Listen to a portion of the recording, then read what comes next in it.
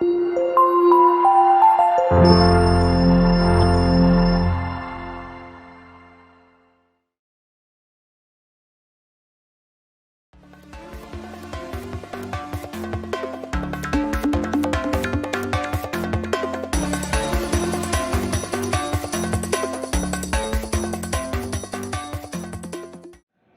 voudrais saluer le pasteur, mon frère, mon ami, le pasteur Augustin. Dieu le bénisse pour son épouse. Je veux saluer les hommes pour l'honneur qu'ils m'ont fait de m'associer à ce grand séminaire-là, ce grand programme-là. C'est pour moi un honneur. Amen. Voilà, on va travailler ensemble, on va apprendre ensemble. Gloire à Dieu. Donc, je suis responsable d'une association de parents d'élèves dans le lycée de mes enfants. Et je suis donc en contact régulier avec l'administration, proviseur, censeur, éducateur. Et l'année dernière, on a fait un tour à l'école et les éducateurs nous ont donné la liste des enfants turbulents, des enfants qui ont des problèmes de comportement. Et on a été choqués d'apprendre qu'il y a des enfants qui viennent à l'école, mais qui ne vont pas à l'école dans les classes. Des enfants qui jouent au jeu de hasard au sein de l'établissement. Et même des enfants qui prennent la drogue. Figurez-vous, quand on a appelé les parents de ces enfants, ils ont été choqués. Ils n'ont jamais pensé que leurs enfants avaient un comportement pareil dans les écoles. Pour eux, les enfants, le matin, ils vont à l'école, ils viennent le soir tranquille. Ils n'ont jamais compris que leurs enfants pouvaient avoir de tels comportements. Donc, c'est pour dire que ce n'est pas un cas isolé.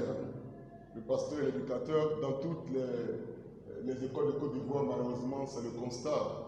Mais là, ce n'est pas seulement au niveau de l'école. Vous voyez que notre société même est malade. Aujourd'hui, le monde est malade. On assiste à un déferlement d'iniquité. Toutes les vannes sont ouvertes. Le diable s'est déchaîné. L'homme de Dieu a parlé d'introduction, comment Satan attaque la famille et surtout les enfants.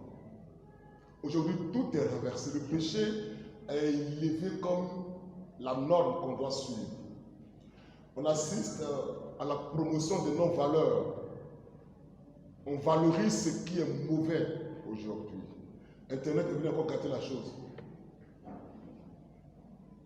Et nos enfants sont dans cette atmosphère-là, grandissent au milieu de cette atmosphère-là, côtoient des bandits à l'école, côtoient des voisins qui prennent de la drogue, ils rentrent sur Internet, ils rentrent dans des sites bizarres.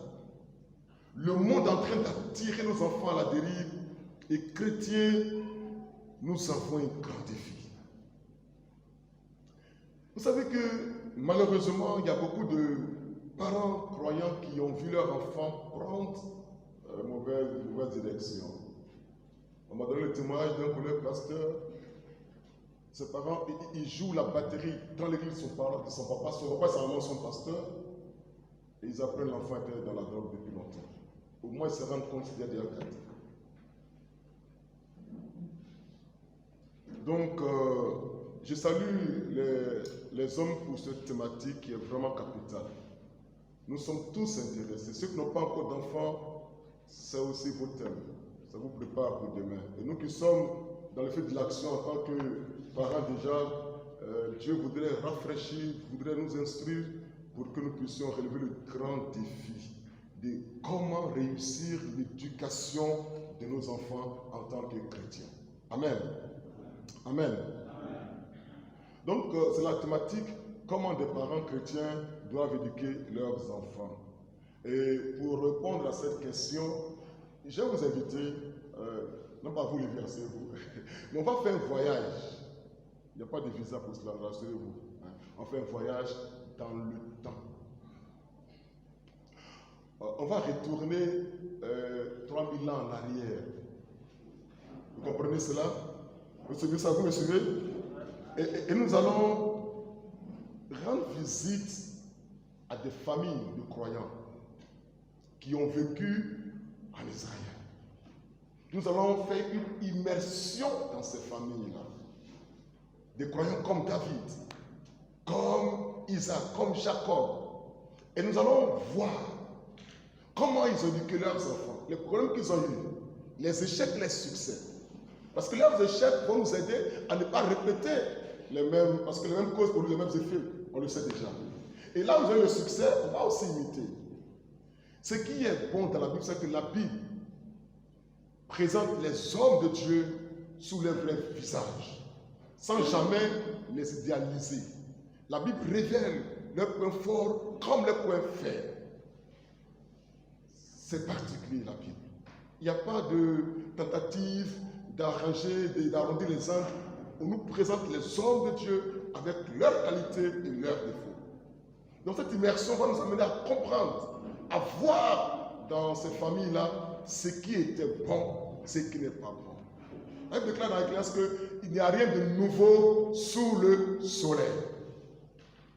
Ce qui a été, c'est ce qui revient. C'est vrai que l'époque, c'est 3000 ans en arrière, mais c'est la même chose. C'est le même problème de comportement que nous aussi nous sommes en train de régler avec nos enfants. Alors le premier voyage va nous amener dans un palais. Dis avec moi-même. Voilà, il faut commencer par les rois. Dans le palais de David. Le grand roi, le chantre, le poète, l'écrivain, le guerrier, l'homme selon le cœur de Dieu. On va donc faire une immersion pour voir comment il a géré ses enfants. Il en avait beaucoup. Et pour cela, nous allons lire ensemble un texte, c'est un peu long, mais on va lire ensemble pour mieux comprendre les choses. C'est dans 2 Samuel chapitre 13, versets 1 à 20. 2 Samuel 13, versets 1 à 20. 2 Samuel chapitre 13, à partir du verset 1. Après cela, voici ce qui arriva. Absalom, fils de David, avait une sœur qui était belle et qui s'appelait Tamar.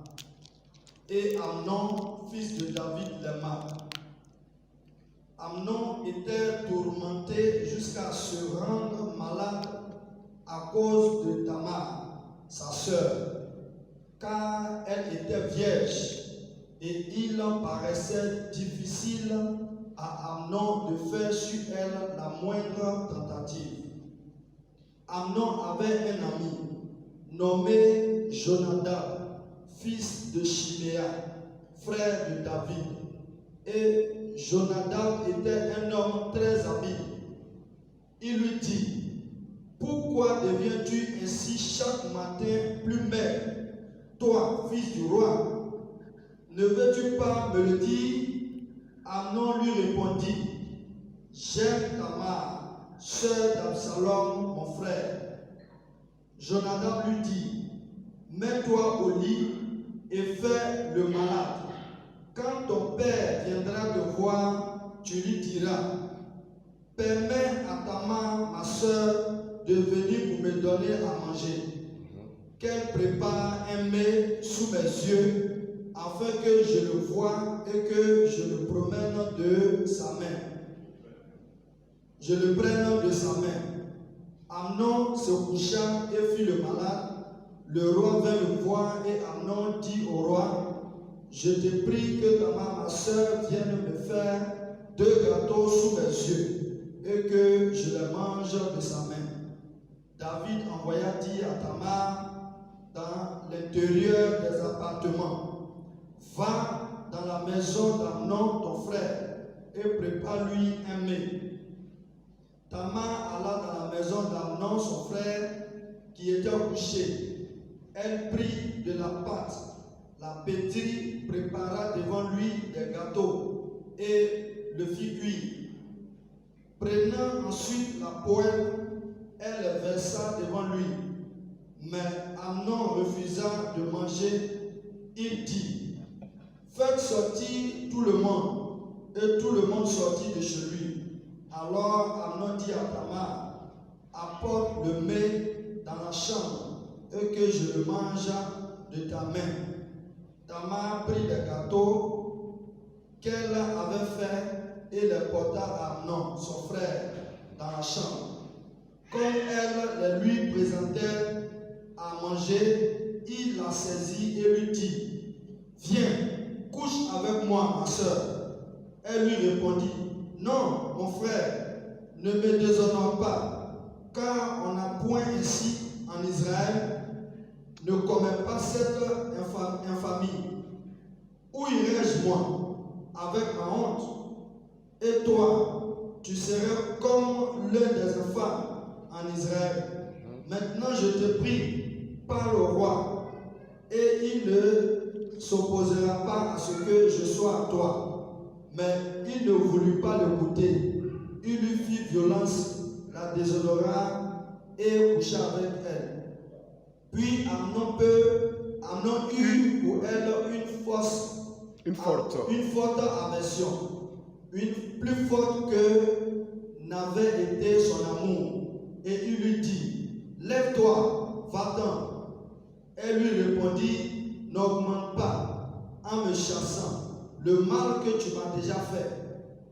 Il ne voulut pas l'écouter et appelant le garçon qui le servait, il dit, qu'on éloigne de moi cette femme et qu'on la mette dehors et ferme la porte après elle. Elle avait une tunique de plusieurs couleurs, car c'était le vêtement que portaient les filles du roi, aussi longtemps qu'elle était vierge. Le serviteur d'Amnon lui mit dehors, la mit dehors et ferma la porte après elle. Tamar répondit de la cendre sur sa tête et déchira sa tunique bigarrée. Elle mit la main sur sa tête et s'en alla en poussant des cris. Le verset 20, Absalom, son frère, lui dit, Amnon, ton frère, a-t-il été avec toi? Maintenant, ma soeur, tais-toi, c'est ton frère. Ne prends pas cette affaire trop à cœur. Et Tamar, désolé, demeura dans la maison d'Absalom, son frère. Amen. Amen. On vient d'être témoin d'une scène des plus choquantes dans la famille d'un héros de la foi, dans la famille d'un homme qui est qualifié d'homme selon le cœur de Dieu, dans la famille de quelqu'un qui craignait Dieu. Et on vient de voir une scène des plus choquantes. Le premier fils, le fils aîné, en Israël c'était spécial d'être fils aîné. Il s'appelle Amnon. Il s'est pris, je ne sais pas, qu'est-ce qu'on peut dire? Il est tombé amoureux de sa demi-sœur Tamar, vierge, pas encore fiancée. Et il a un seul cousin, voilà les amitiés de nos enfants. Son propre cousin, fils, neveu de David, qui est son cousin, qui lui dit, oh, on va régler ça. On porte un coup. Joue au malade imaginaire de Molière. Et puis, on va dire au papa que tu es malade et on ne veut pas d'infirmière dans la maison. C'est ta soeur Tamar qu'on va appeler pour qu'elle prépare un peu de sauce saignant. Tu vas manger. Comme les malades aiment manger sauce saignant. Et David tombe dans le piège. Il ne peut jamais penser que son enfant préparait pareil. Il fait partie de sa fille Tamar pour dire ton grand frère est malade. Vous savez, c'est le fils aîné. Hein, après moi, c'est lui. Donc on doit faire ce qu'il veut. Tamar va dans la maison de David et de Amnon. Il dit à tous ces hommes-là, ces gars de quoi, sortez. Il dit voilà, ferme la porte. Ma soeur, il faut préparer pour moi, je vais manger. C'était une excuse. Il se lève, il lui fait violence. Il veut coucher avec elle. Elle dit quoi? On est sœurs. Il a violé sa sœur. Or, Lévitique 18, verset 9, dit que ce n'est pas bon qu'un homme couche avec sa sœur, même sa demi-sœur. Lévitique 18, verset 9. C'est interdit dans la loi de Dieu. Amnon fait fi de la parole de Dieu, il violente sa petite sœur, il couche avec elle, il la déshonore. En ce temps-là, une femme qui n'est pas encore mariée, qui a connu un homme, c'est un déshonneur. Et comme si le mal qu'il a fait à sa petite sœur n'est pas grave, il se prend de haine. Et il la chansonne dans ma chambre. La femme dit, mais tu viens de me déshonorer. Oh, mais non, allez, sort. Quand tu vas aller chercher là, jette-la dehors comme ça. Enfant de croyant. On a ici un portrait d'un enfant, d'un croyant, qui est un menteur. Il a menti à son père. C'est un violeur. C'est un incestueux. Il est méchant sans cœur. On peut résumer pour lui qu'il ne craignait pas Dieu. Aucune crainte de Dieu. C'est ça qui choque. Comment? On parle de David quand même. On parle pas de n'importe qui. Ce n'est pas enfant de Caïn, c'est enfant de David, s'il vous plaît. Ce n'est pas n'importe qui David.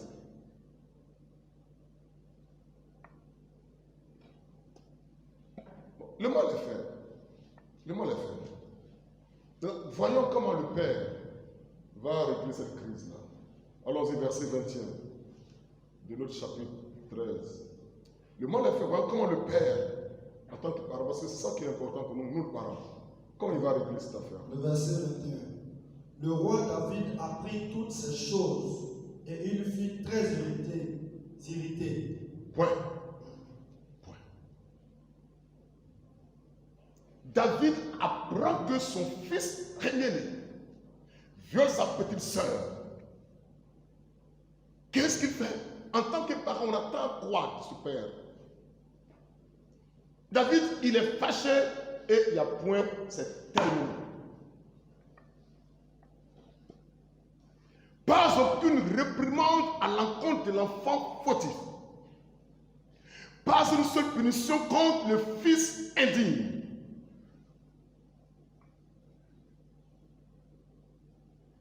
Rien du tout. La fille qui a été violée, David l'abandonne et c'est son grand frère, même père, même mère, Absalom, qui la recueille dans sa maison pour la consoler.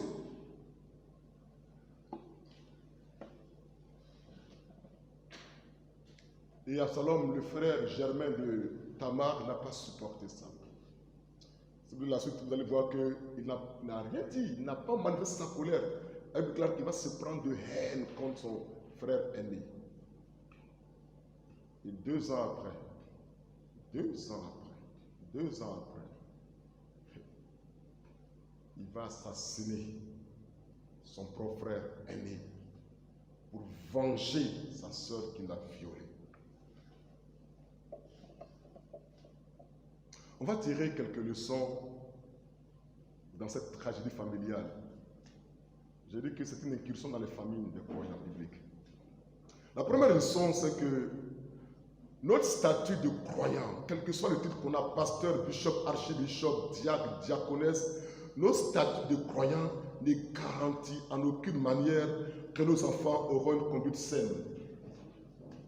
Je reprends. Notre statut de croyant, nos titres, ne garantissent en aucune manière que nos enfants auront une conduite saine. David était poète. Si on veut dérouler ces titres, on ne va pas finir aujourd'hui. Mais ça n'a pas empêché que ses enfants aient des conduites de voyous, de bandits, de microbes.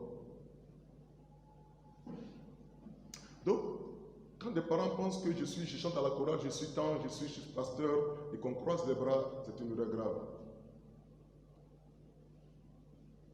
Deuxième leçon. Il faut savoir que depuis la chute, quand on dit la chute en théologie, c'est depuis le temps Adam et Ève ont péché, c'est ça qu'on appelle la chute en théologie. Depuis la chute, le péché est entré dans la vie de l'homme. Et tous les enfants qui naissent avec une nature de péché. Donc, il n'y a pas d'enfant saint. L'enfant du pasteur n'est pas un enfant saint. C'est un enfant pécheur. Tout enfant qui naît avec une nature de péché. C'est important de comprendre cela. David, il le sait, dans le psaume 51, verset 5, il a dit « Je suis né dans l'iniquité et ma mère m'a conçu dans le péché. » Il le sait. Donc le statut de croyant n'est pas transmis aux enfants. Nos enfants ne naissent pas à la maternité avec sur le front enfants saints. C'est des enfants qui ont une nature de péché comme tout être humain. Et ça, beaucoup ne comprennent pas. On accable les pasteurs. C'est que l'enfant du pasteur qui fait ça. L'enfant du pasteur n'est pas le saint. Il n'est pas le pasteur. Il est un être humain avec tous ses défauts. Il a besoin de conversion. Donc nos enfants, peu importe où ils sont dans l'église, ont besoin de conversion. Parce qu'ils naissent pécheurs. Et ils ont besoin de faire la paix avec Dieu. L'avantage de naître dans une famille de chrétiens, c'est que l'influence est positive. On peut les amener à adorer les fétiches. Donc, voilà, on parle de Dieu, on l'amène à l'école du dimanche. Et donc, le cadre est bon pour qu'ils puissent se convertir facilement. C'est le seul avantage. Mais il reste des pécheurs. Donc, quelqu'un qui s'attend, c'est comme mon enfant, comme je crois en même temps, il devient saint, c'est un faux problème. Hein. Il annule la nature pécheur. Il doit connaître la régénération, faire la rencontre avec Jésus, qui change la nature, qui fera de lui une nouvelle création. David, son enfant est devenu un voyou. On était à quelle leçon déjà? Deuxième leçon? C'est ça? Ok. Troisième leçon. Les parents ont une grande responsabilité. Les parents ont une grande responsabilité dans la trajectoire que prennent leurs enfants au niveau de leur éducation, de leur conduite, je veux dire. Donc les enfants ont une grande part de responsabilité dans ce qui arrive à leurs enfants, comment ils vont se comporter dans la société. On est responsable quelque part.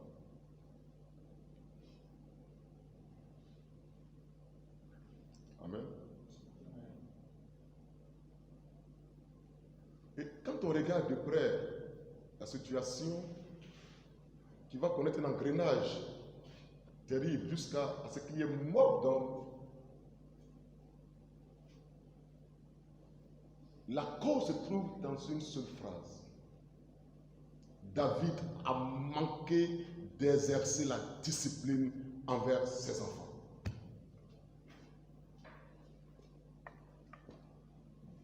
Voici le problème que nous allons voir ce soir. Un problème, on va continuer encore. David a manqué d'exercer la discipline envers ses enfants. Amnon commet un acte terrible, scandaleux. Son père est fâché, il apprend, il est fâché. C'est tout. Aucune réprimande. Il ne tire pas les yeux de son fils. Aucune punition. Et ça fait qu'Absalom a été... Il a senti de là, il a dit, moi, ma soeur, petite soeur, même ma mère, le grand frère la viole, la chasse comme une malpropre. Papa ne dit rien. Donc il aime ce qu'Amnon a fait. Et la famille de David a été divisée, détruite pour toujours. Plus tard, on va voir qu'Absalom va fomenter un coup d'état contre son père. Il va violer, il va coucher avec 10 femmes de son père, au su et au vu de tout le monde.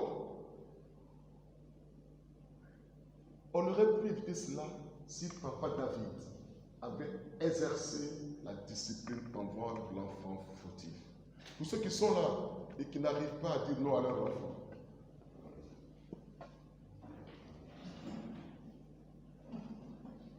si ton enfant est enfant et que tu ne le fais pas pleurer, quand il va grandir, il va te faire pleurer.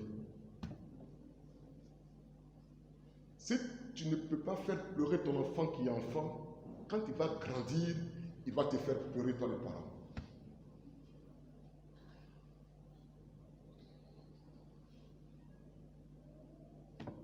David avait ce problème. Regardez dans 1 Roi 1 verset 6. Pour que ce n'est pas seulement envers Amnon que David manquait de discipline. Mais envers tous ses enfants, regardons 1 Roi verset 1, chapitre 1 verset 6. Quelqu'un lit ça pour nous. 1 Roi 1 verset 6. 1 Roi 1 verset 6. Oui, 1 Roi chapitre 1, verset 6. Verset 6. Son père ne lui avait de sa vie fait un reproche en lui disant: pourquoi agis-tu ainsi? Adonijah était en route, très pauvre de figure, et il était né après Absalom. Ok. Donc, Amnon assassiné, Absalom aussi sera tué dans sa rébellion. Et le troisième fils de David, c'était Adonijah. Et la Bible là, je lis dans la version Parole de vie, il est dit que Adonijah est très beau. Il est né juste après Absalom. Maintenant, écoutez ce qui suit. Son père ne lui a jamais fait aucun reproche pendant sa vie. Il ne lui a jamais demandé pourquoi il agissait de telle ou telle façon. David.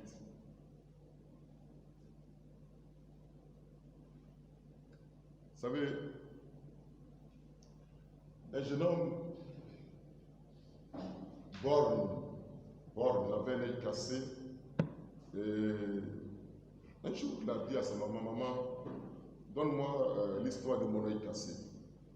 Parce que là, c'est trop quoi. Partout où je passe, les gens se moquent de moi, j'ai un œil cassé. Et sa maman dit: eh mon fils, de toute façon, je t'aimais quand j'étais petit là. Je t'aimais tellement, tellement. Et un jour, tu as pris une pointe, tu jouais avec une pointe. Et quand j'ai arraché la pointe, tu as commencé à pleurer. Et comme je ne voulais pas que tu pleures, je t'ai remis la pointe. Et c'est dans ça que tu t'es cassé l'œil. Et l'enfant a dit à sa maman: c'est maintenant que je sais que j'ai la mère la plus méchante au monde.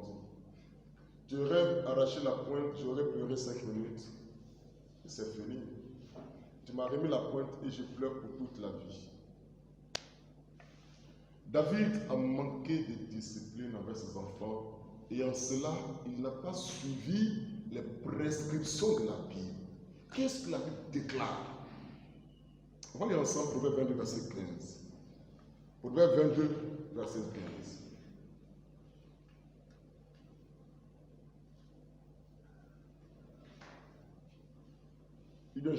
Je lis un peu pour avancer. Ok, donc je vais avancer. La folie est attachée au cœur de l'enfant.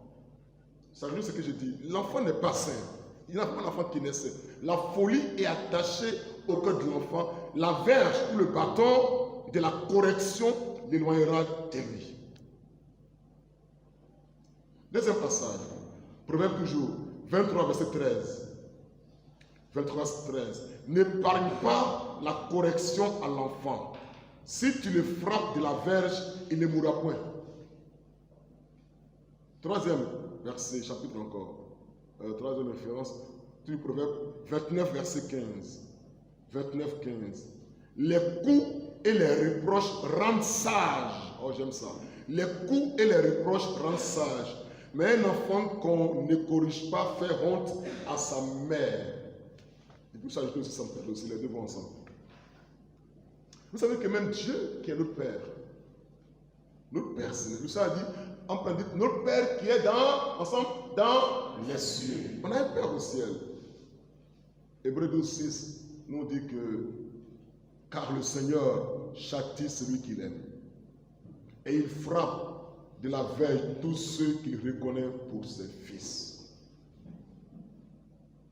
Dans Apocalypse 3, verset 19 plus 1, Jésus a dit: moi, je reprends et châtie tous ceux que j'aime. Moi, je reprends et châtie tous ceux que j'aime. Je pense que l'amour pour l'enfant, on ne va pas le toucher, on ne va pas lui faire des reproches. David est tombé dans ce piège et il a payé cash.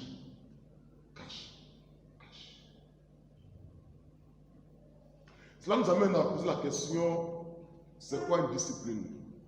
Et comment, en tant que parents, on doit discipliner nos enfants? Parce qu'on ne veut pas suivre la voie de David. Hein? Amen. Hein? Donc, je pense que personne ne veut suivre la voie de David, n'est-ce pas? On ne veut pas. Donc, qu'est-ce que la discipline? La discipline consiste à fixer des limites à nos enfants. C'est ça. La discipline consiste à fixer des limites à nos enfants et à les corriger lorsqu'ils sont fautifs. C'est ça. L'enfant ne doit pas savoir qu'il a tous les droits. Il fait ce qu'il veut. Il n'est pas roi de la famille. Même si tu l'appelles un Dieu ou un miracle, peu importe le nom que tu lui as donné, c'est vrai, c'est l'enfant. Miracle, miracle, exaucé. C'est quoi exaucé? Mais exercer la discipline envers son enfant ne signifie pas qu'il faut le battre à tort et à raison, hein, pour rien. Donc nous allons donc voir comment on doit exercer la discipline dans le cadre voulu par Dieu. Premier point, donc comment exercer la discipline? David a été indulgent et on ne doit pas faire comme David. Donc, bien qu'on ne doit pas être indulgent envers nos enfants, mais on ne doit pas aussi être trop sévère envers les enfants. Un père, ce n'est pas un tyran. Ce n'est pas non de la discipline, tu vas martyriser tes enfants, tu vas les traumatiser. Et les parents, lorsqu'ils ne sont pas à la maison, les enfants sont épanouis. Lorsque l'enfant entend la voix du papa et de la maman, l'enfant est tétanisé. L'enfant a peur. Son peur comme un épouvantail. C'est un monstre qui vient à la maison. Ça, c'est... La Bible déclare que la balance fausse est à l'horreur à l'Éternel. Dieu veut être l'équilibre. Donc, non à l'indulgence, mais non aussi au fait d'être un parent martyr, un parent tyran. Deuxième élément. La discipline qu'on doit exercer envers nos enfants doit se faire dans l'amour. Dans l'amour.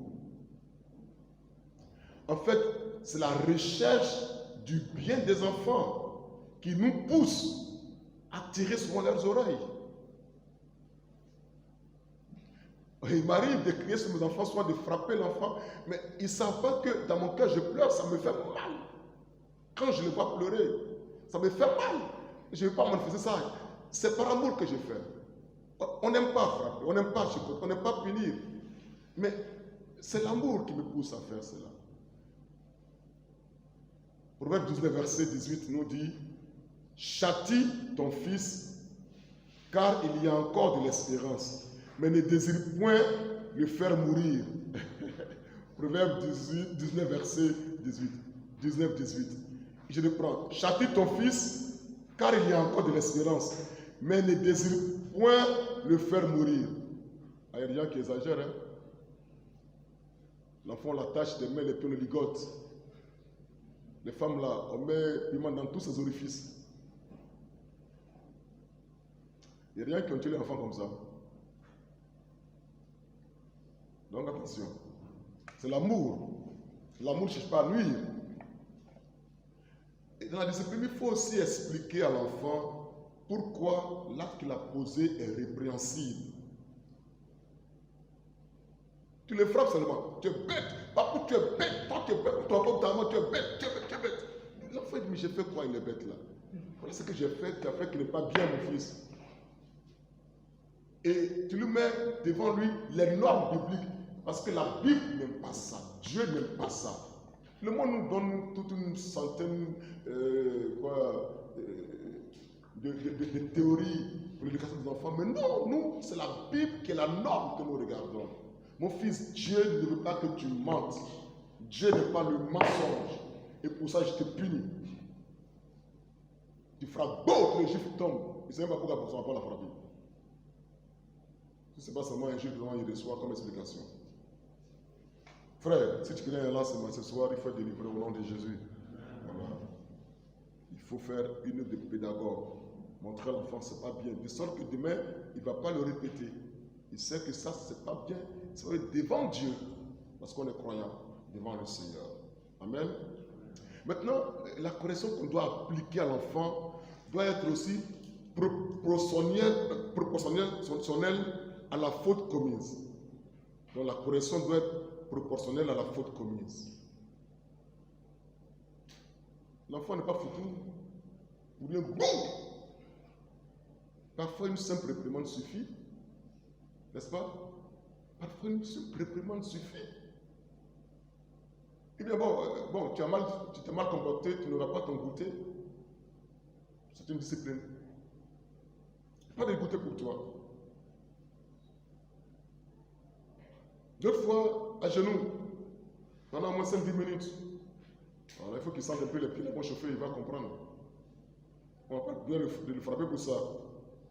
C'est dans les cas graves qu'on peut apporter la verge, le bâton. Mais là aussi, il ne faut pas aussi frapper jusqu'à ce que l'enfant tombe évanoui. Vous savez, en Israël, Dieu a dit que lorsqu'il y a un coupable et qu'on n'a pas devant les juges, on doit lui administrer selon les actes qu'il a commis un homme de bâton.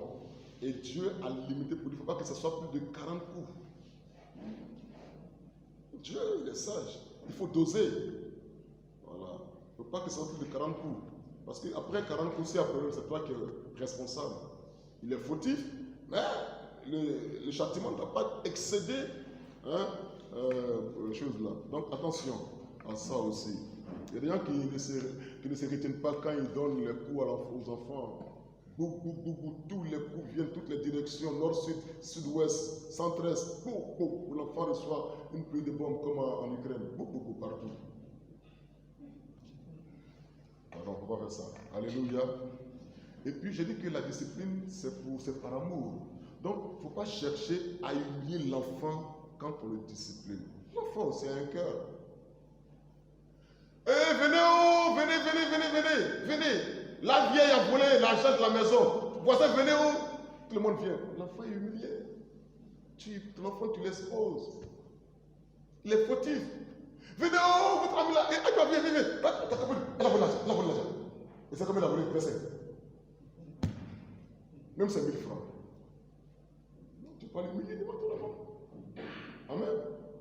L'enfant a une certaine dignité aussi, n'est-ce pas? Dans mon village, quand on était petit, il y avait une pratique, on a déjà compris. Quand un enfant, quelqu'un vole, les parents le mettent, il arrive que les parents après finissent par le mettre dans les mains du village. Qu'est-ce qu'on fait? On prend l'enfant, on le noircit de charbon, on l'attache de pagnes sales. Vraiment, c'est vraiment l'enfant, on l'humilie quoi. Et puis qu'est-ce qu'on fait? On est derrière, les gens sont derrière, et puis on chante, on fait tout le tour du village, tous les quartiers du village. Mais le constat, c'est qu'ils sont devenus des grands voleurs. Les parents passaient les humilier pour qu'ils aient honte. Mais en les promenant dans tout le village, on a enlevé la honte. Et après, ils ont eu des doctorats dans la volologie, la science qui vole. Ça peut aller? Oui, c'est vrai. Non, il y a des gens qui sont même agrégés.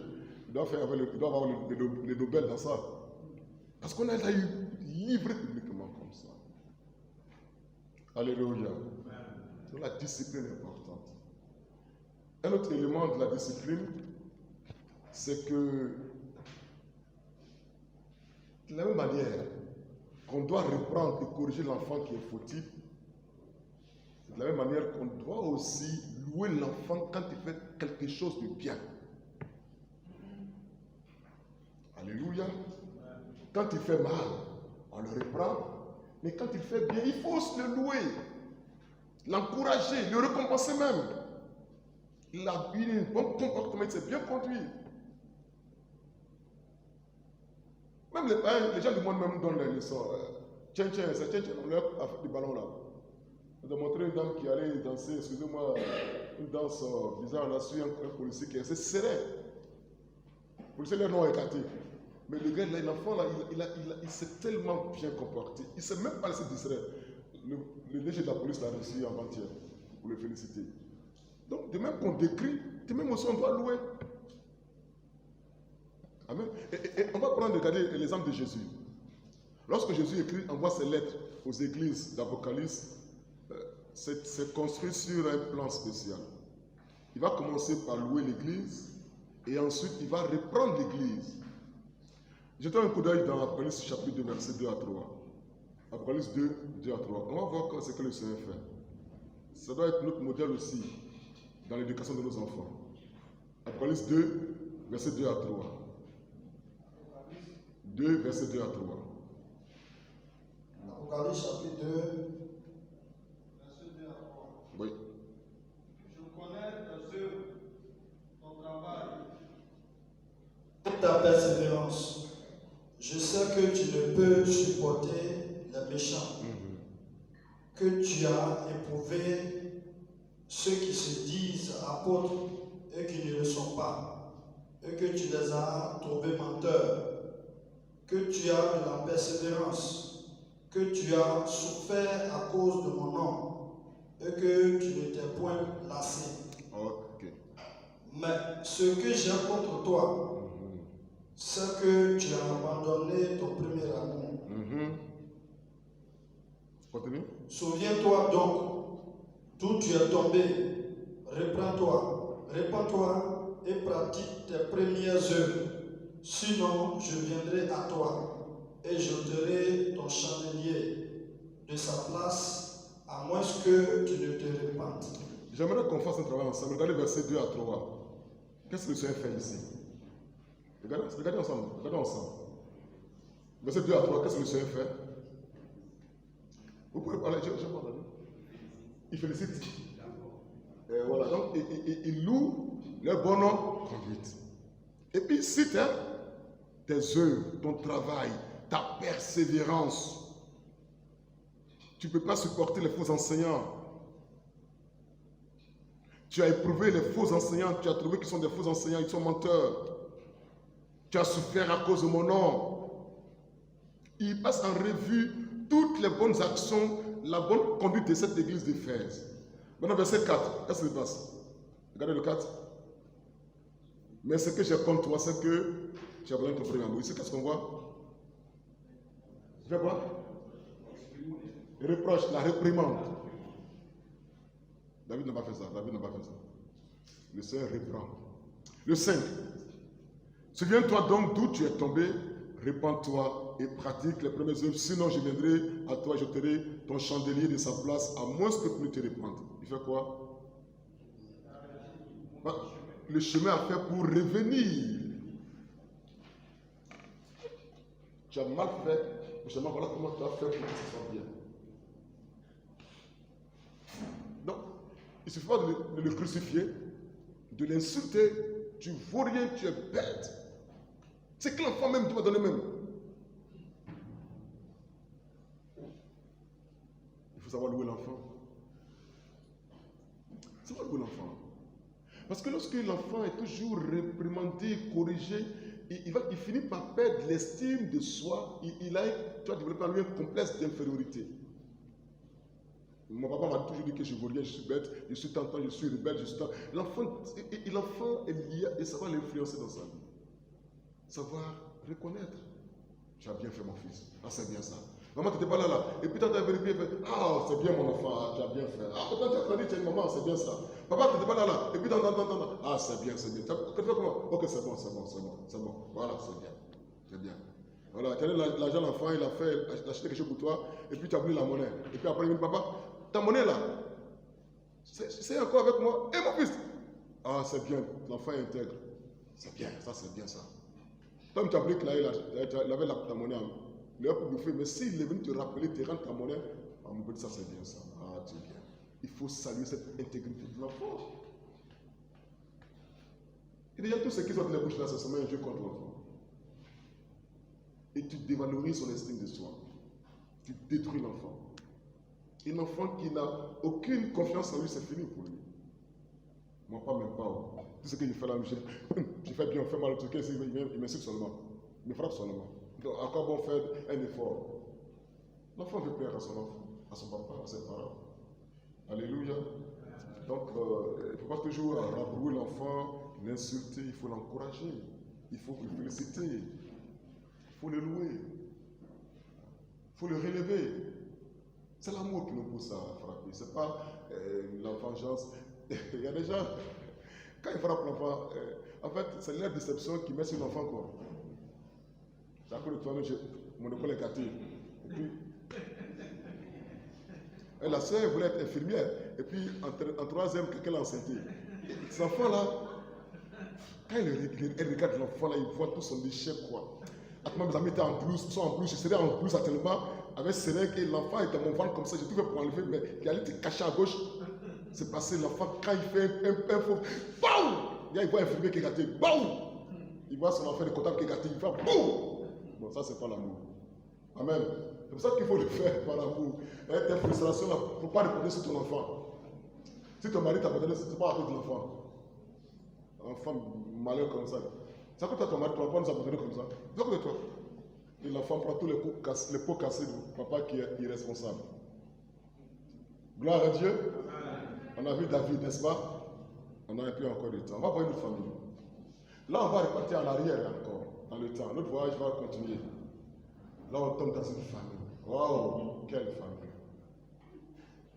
Mesdames, messieurs, je vous prie d'entrer dans la maison d'Isaac. À Isaac. On va lire un texte, c'est pas long, avec eux c'est pas long. Genèse 25, verset 27 à 28. Genèse 25, verset 27 à 28. Vous suivez? Chapitre 25, verset à 28. Ses enfants grandirent. Ésaü devait un habile chasseur, un homme des champs.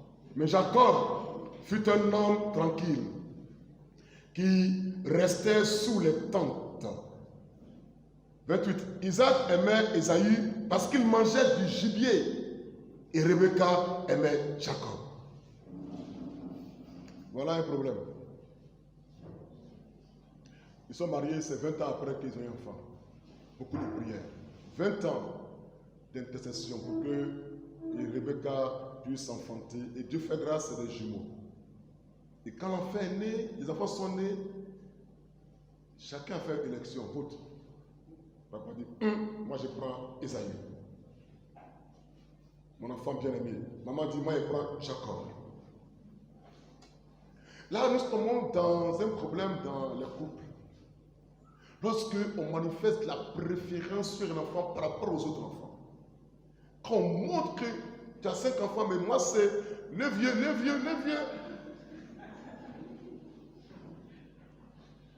Dans le vieux, il va dire c'est son grand-père qui est mort depuis longtemps. C'est le vieux, il ne faut pas toucher. Si la main touche le vieux, elle a un problème. Pourquoi tu as touché le vieux? Si elle frappe Aya, mais le vieux va toucher le vieux. La main aussi dit, hé, la vieille, oh, allons marcher. La vieille, accompagne-moi ici. Là, qui s'est tout sur l'air. Et ça, ils ont poussé ça au loin, quoi. C'était flagrant. Flagrant. Dieu n'empêche pas qu'on aime les enfants. Mais montrer une préférence accrue pour un enfant au dépend des autres, ça crée beaucoup de frustration. Et les couples qui sont là comme ça, où le papa, lui, quand il vient, la 4 enfants, il vient, Roland, ça va? Ok. René, Michel, c'est les détails. Maman, viens. Hé, Micheline, tu as mangé, tu as eu ton dessert là. Hein, c'est bien ça. Voilà ce couple-là. Quand chaque parent a son enfant préféré, et il le montre, et il le démontre. Garde après, si tu touches ton enfant préféré, c'est problème. Et ça produit quoi? Ce qu'il a dit, vous allez voir que jamais Ésaü et Jacob n'ont vécu comme frères. Ils n'ont jamais connu des liens de fraternité depuis leur enfance. Cette préférence a provoqué en eux la rivalité, la haine l'un pour l'autre. On n'a jamais vu ces gens-là comme des frères. Jamais. Ésaü vient de la chasse, il a faim, Jacob prépare lentilles. Il dit, mon frère, petit frère, donne-moi lentilles. Il dit, c'est à vendre. On peut faire ça à son frère.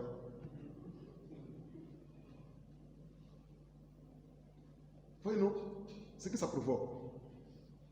Donc, la préférence qui est exacerbée va provoquer une haine entre les enfants. Jacob a été haï par son frère Ésaü. Jacob a trompé, il a trompé tout le monde. Vous savez, il trompe tout le monde. Il y a une lutte d'héritage qui doit recevoir la bénédiction paternelle. Tous les coups étaient permis. Ce n'est pas une famille, ça. Une famille où papa et maman ne parlent la même voix. Une famille où les frères sont déchirés, se voient comme des chiens, des adversaires, des ennemis. Parce qu'on a voulu montrer qu'on aime tel plus que tel autre. Et on connaît comment ils se sont séparés, comment ils ont vécu. On connaît tout le drame. Et même à leur mort, les peuples qui sont venus d'eux ont été toujours des ennemis. Mes amis, parents, je suis parent, montrons à nos enfants que nous les aimons, c'est vrai, mais sachons rester discrets dans nos préférences. Voilà. Montrons aux enfants qu'on les aime tous de la même manière. Et quand on donne 25 ans, il ne faut pas te cacher pour donner 100 francs, montrer que tu donnes 100 francs à Kessie. C'est pas bon. L'enfant se sent blessé. Quand un enfant se rend compte que mon père ne m'aime pas, et ma mère ne m'aime pas, pensez ce qui va se passer à son cœur. C'est l'autre là qui l'aime. Ça là, en Afrique, tu as ouvert la porte à la sorcellerie. Non. Moi, mon papa, c'est lui seulement, il aime, l'autre il aime seulement, c'est son préféré. Nous là, on n'est pas sur la place des enfants. Et bizarrement, Jacob va suivre les mêmes pas que son père. Il va reproduire les mêmes erreurs que son père. 12 enfants qu'il a eu, préférence, c'est qui? Jacob, il faut mettre dans ton cœur, il faut cacher. Il allait chez un couturier, là, il a fait un habit propre. Non, il faut quand même être un peu intelligent. Ce que tu as vécu avec ton frère, à cause de préférence. Et là, c'est une maman, même maman. C'est ce qui a provoqué. Maintenant, tu as 4 femmes. 4 mamans. C'est 2 femmes légales, Léa et puis Rachel, plus les 2 concubines. 4 mamans différentes. Ruben est l'aîné. Jacob. Joseph, il est quoi? Avant, dernier. Et tu lui portes un vêtement de prince pour montrer que c'est lui qui a dominé sur vous. Même si on n'est pas sorcier, on va devenir sorcier forcément ce jour-là. Il y a des choses qui poussent les gens à être sorciers. Le gars ne peut pas être sorcier, mais vous le poussez à être sorcier. Et là, il a raison d'être sorcier. Et dans ça, c'est l'enfant qui veut pas bateau. Il a voulu Cabri, il a voir ça. Il a plaqué là-bas. Ruben, viens ici. On dit que tu as venu Cabri au marquis. Qui a dit? Joseph. Petit, c'est bien ça. Et puis Jacob le félicite. Ça, c'est mon petit-fils. C'est mon fils, le prince. Il va dire, on t'attend. Et je suis allé à Dothan. Jacob, des enfants, prennent les à Dothan pour voilà, quelques jours de marche là. Il n'y a pas internet encore, il n'y a pas de téléphone. Il dit, Joseph, maintenant tu as 17 ans, il faut aller voir tes frères, rapporte-moi ce que. Comment ça se passe? Quand ils l'ont vu venir, ils ont tenu une réunion spéciale, Assemblée générale de l'ONU. Il dit, voilà. Il dit, venez, l'enfant là, on dit, viens.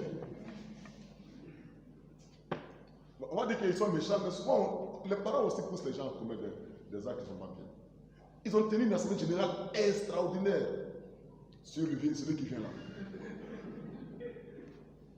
On dit, on fait quoi? On dit, on finit avec lui.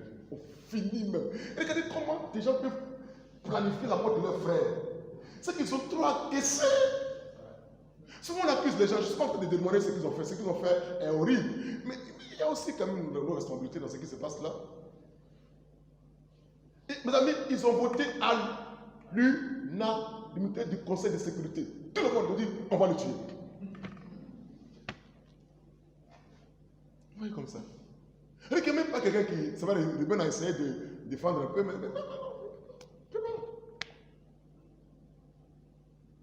Et regardez, il déclare qu'on met Joseph dans le puits, et ce qui choque, on déclare que ses frères s'assirent et mangèrent. Wow. Et les frères sont en train de crier, pardon, libérez-moi. Ils sont en train de manger sans problème, ils sont serrés. Vous voyez comment la haine est partie. La haine est tellement montée que leurs frères dans le puits crient et ils sont assis puis ils mangent un ticket poisson. Les gars, ils sont en train de manger tranquillement comme ça. Ils s'en fichent même de lui. Mon père va pleurer, ça on s'en fout. Nous on mange. Quand tu parles par rapport à ce que j'ai fait, tu vas dire au-delà, tu as payé. D'ailleurs, la première chose qu'ils ont fait, ils ont enlevé Abila. Abila, ça nous énerve même. Vite, enlevez Abila. J'étais dans le pays là.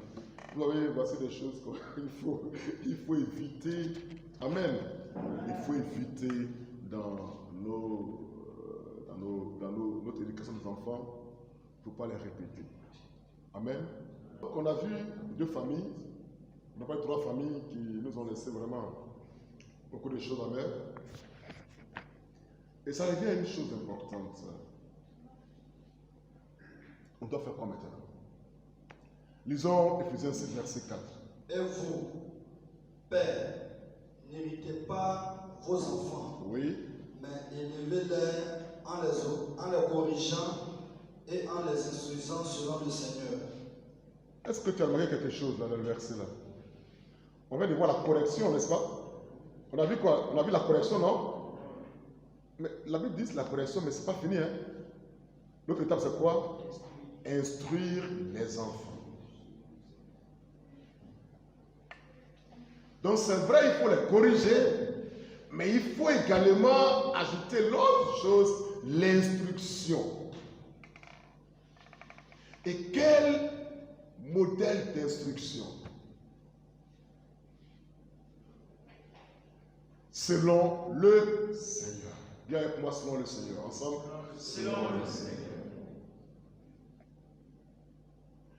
Je cherchais le nom de ce pédagogue américain qui a détruit les États-Unis.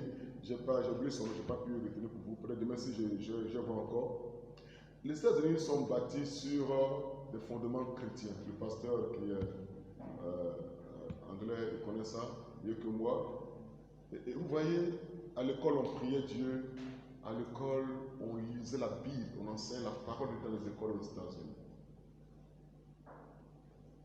Et il y a un pédagogue, un psychologue qui s'est levé un matin et dit non.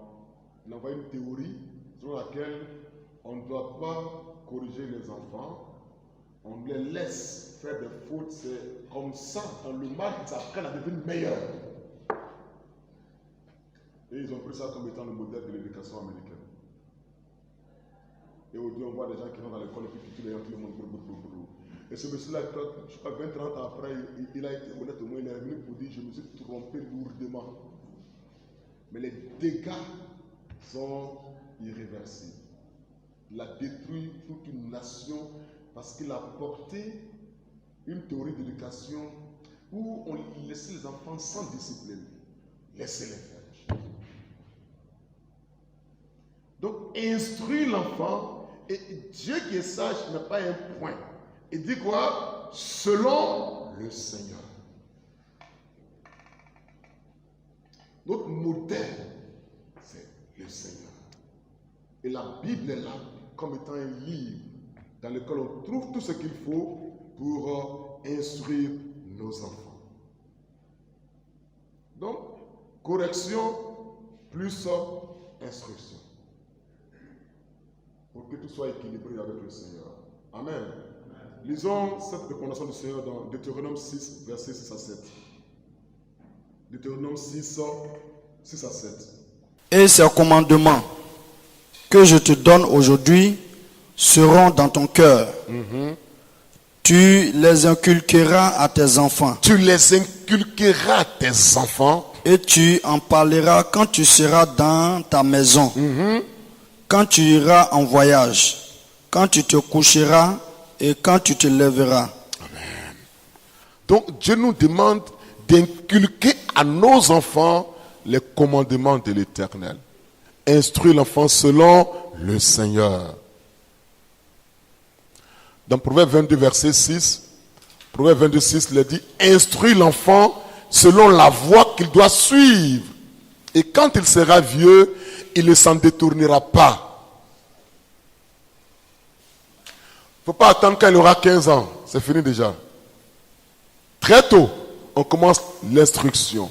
On commence à inculquer à l'enfant la parole de Dieu, le commandement de Dieu. On doit apprendre aux enfants à obéir à Dieu.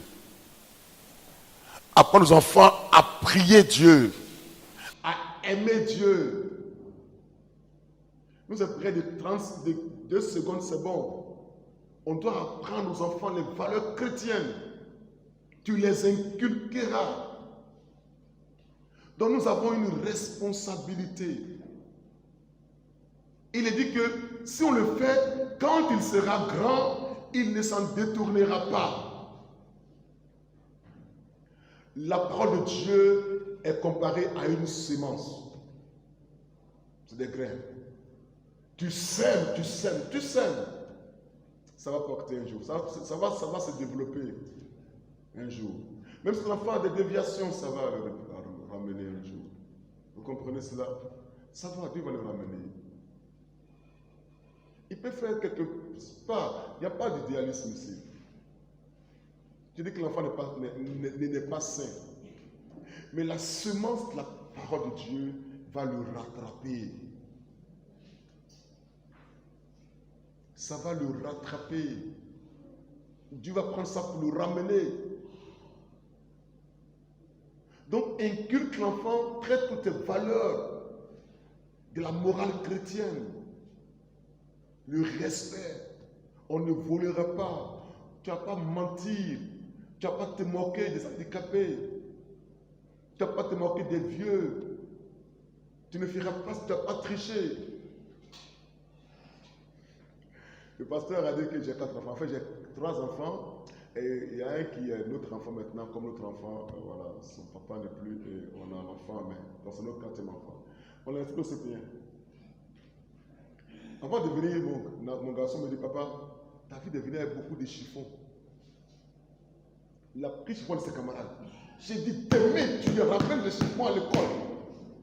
Sinon, tu es. Mais point. Oh, ça, c'est vol. Pourquoi tu prends le chiffon de tes camarades et tu mets dans ça pour venir? C'est tôt, il faut lui montrer déjà que ce n'est pas bien. La folie est attachée au cœur de l'enfant. Il faut instruire l'enfant. Pourquoi tu prends le chiffon de tes amis pour venir à la maison? On a acheté plutôt un gros chiffon comme ça. Pourquoi tu viens le chiffon des gens? Ramène demain, et puis si tu ramènes encore le chiffon à la maison, c'est que tu vas voir ce qu'on te fait. Bon, s'il grandit, il ne faut pas lui rappeler ça quand il va grandir. Hein. C'est en parenthèse. Donc vous voyez que c'est important de montrer aux enfants, instruire l'enfant, apprendre à connaître la parole de Dieu. On doit apprendre aux enfants à obéir. Mes amis, notre état de péché, notre nature pécheresse refuse l'obéissance. On n'aime pas obéir. Et regardez, quand le gouvernement fait des lois, qu'est-ce qu'on fait? On met la police là pour nous obliger d'obéir à ces lois. La police est là. Parce que là, on n'aime pas l'obéissance. Hébreu dit que Jésus-Christ a appris l'obéissance par les choses qu'il a souffert. Hébreu. Jésus a appris l'obéissance. On doit apprendre aux enfants à obéir. Ce n'est pas automatique qu'ils obéissent. Voilà comment on se comporte devant une grande personne.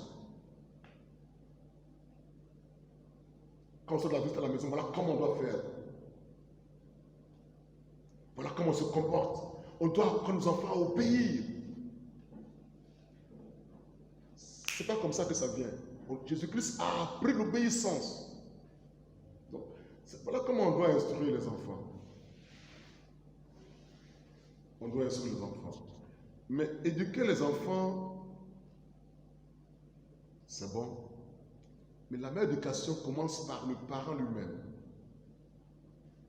Et on va lire Deutéronome 6, verset 5. Je vais lire ça pour avancer. Deutéronome 6, 5. Dieu dit, il parle aux parents maintenant. Avant de parler aux enfants, il dit aux parents, tu aimeras l'Éternel ton Dieu de tout ton cœur, de toute ton âme et de toute ta force. 6. Et ces commandements que je te donne aujourd'hui seront dans ton cœur. Donc, d'abord, les parents doivent aimer Dieu, n'est-ce pas? Garder quoi? Les commandements de Dieu. C'est après ça qu'ils doivent les inculquer à leurs enfants. Donc, on apprend, on instruit l'enfant par notre exemple. Les parents qui ne sont pas fidèles à Dieu peut pas avoir des enfants qui sont fidèles. D'abord, parents, aimez Dieu. Si les enfants voient que leurs parents aiment Dieu, ils sont un modèle. Mon fils, il fait ça, Dieu n'aime pas ça. Il y a une cohérence dans ce que tu dis, dans ce que tu fais. Mais l'enfant voit que maman même là, il ment. Pas tout. S'il voit la voisine, vient pour dire que je ne suis pas là. Je ne suis pas là, je ne suis pas là. J'ai caché la maison. Et puis l'enfant va mentir. On ne ment pas. Pourquoi on ne ment pas? Maman m'a appris comment. Est-ce que vous savez ça? Maman m'a appris comment. Donc, d'abord les parents, Dieu dit, ils doivent d'abord montrer leur amour pour Dieu et c'est à la suite de cela qu'ils peuvent inculquer cela aussi aux enfants. Donc, on doit éduquer les enfants par notre exemple. Et c'est important de le faire. L'enfant, nous sommes des modèles pour les enfants. En bien que maman. La psychologie a montré que les parents qui sont ivrognes, les enfants sont ivrognes. Les enfants nés des parents ivrognes deviennent ivrognes. Les enfants qui ont été abusés sexuellement, eux aussi, ils répètent ça plus tard.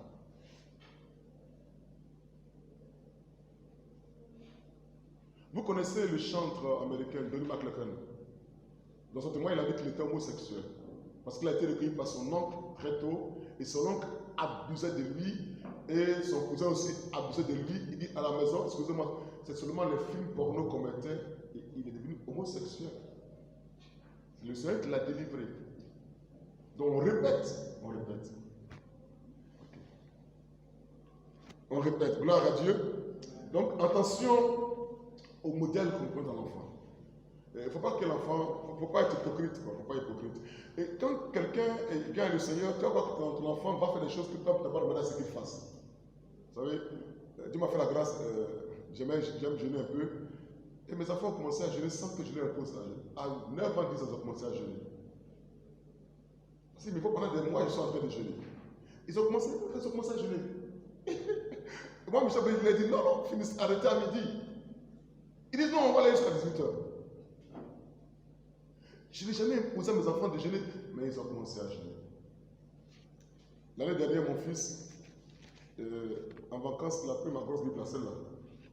Chaque matin, il prend un peu. Il dit, tu fais quoi? Il dit, non, papa, j'ai lu la Bible.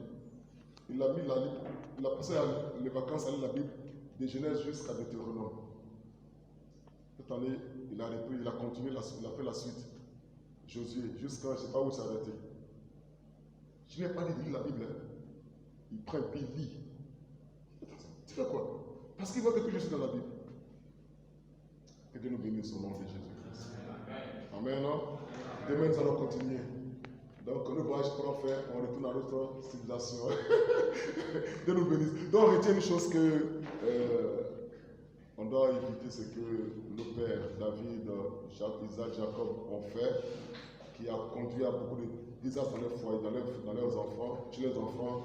Et puis, on doit instruire l'enfant. Que Dieu nous aide au nom de Jésus-Christ. Je vous remercie. Amen.